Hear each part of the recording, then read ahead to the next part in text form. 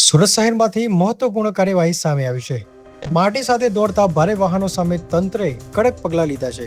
લસકાણા વિસ્તારમાં તાડપત્રી વગર માટી લઈને જતા ટ્રકના કારણે રસ્તા પર ધૂળની રજકણો ઉડી લોકોના આરોગ્ય પર અસર પડી રહી હતી.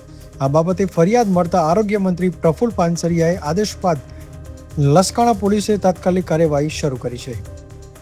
પોલીસે આ ટ્રક જપ્ત કર્યા છે અને સંચાલકો સામે આકરો દંડ ફટકાર્યો છે.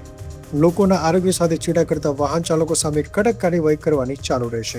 Bureau report, Surat. સુરતમાં આજે હું જ્યારે રોડ ઉપર પસાર થઈ રહ્યો હતો ત્યારે લગભગ 2 થી 3 ટ્રકો આખી માટીથી ભરેલી આવ્યા હેવી ડમ્પરો બેફામ રીતે ચલાવી જતા હતા અને ઉપરથી માટી પથ્થર વગેરે રોડ ઉપર પડતું હતું. અમારી કાર ઉપર પણ પડ્યું. તુરંત જ પોલીસને જાણ કરી, આરોગ્ય વિભાગને પણ જાણ કરી. આખા સુરતના રસ્તાઓ પણ ખરાબ કરે છે અને બીજું 2 વ્હીલ લઈ જનારા પરિવારજનોની ઉપર એ પથ્થર પડે અથવા આંખમાં સતત ધૂળ પડે, રોડ ગંદા થાય. તો આવા લોકોએ ને દંડ કરવા માટે પોલીસને સૂચના આપીને લગભગ 8 થી 10 ટ્રકો આવા માટી ભરેલા હેવી જે સાક્ષાત યમદૂત રોડ ઉપર ફરી રહ્યા હોય એવા લોકોને શાન ઠેકાણે લાવવા માટે એક્શન લેવામાં આવ્યા. અને હજી પણ ધંધો કરે, રોડ ઉપર નીકળે એની સાથે અમને કોઈ વાંધો, આપણે એમને સપોર્ટ પણ કરીએ, પરંતુ માટીના કોઈ પણ ટ્રક રેતી, કપચી વગેરે લઈ જતા, ઈંટો વગેરે લઈ અને પૂર્ણ રીતે ઉપર પેક કરીને પછી જ રોડ ઉપર લઈ જવા જોઈએ.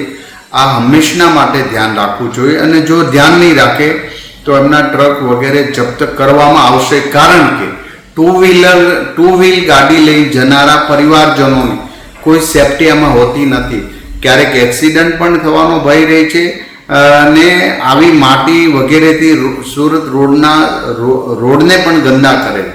માટે આજે આ એક્શન એમને સબક શીખવાડવા માટે, એમને સુધારવા માટે, નહીં સુધરો તો તમામ વ્યક્તિઓ પર આ પ્રકારના એક્શન લેવાશે એ ચોક્કસની વાત છે. માટે 200 થી 300 રૂપિયાના ખર્ચ માટે સુરત શહેરને ગંદુ બનાવવું, 2 વ્હીલર વાળા વ્યક્તિઓને આંખમાં ધૂળ પડે, માથામાં પથ્થર પડે, આવી નાની નાની જાનહાનિઓથી ક્યારેક એક્સિડન્ટ થઈને કોઈનો જીવ પણ જોખમમાં હોય છે.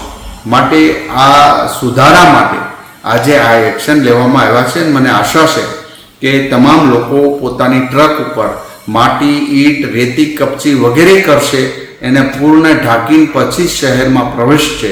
એવા ચુસ્તપણે નિયમના પાલન કરવા જ પડશે. નહીં કરે તો દંડાશે અને એને કોઈને છોડવામાં આવશે નહીં.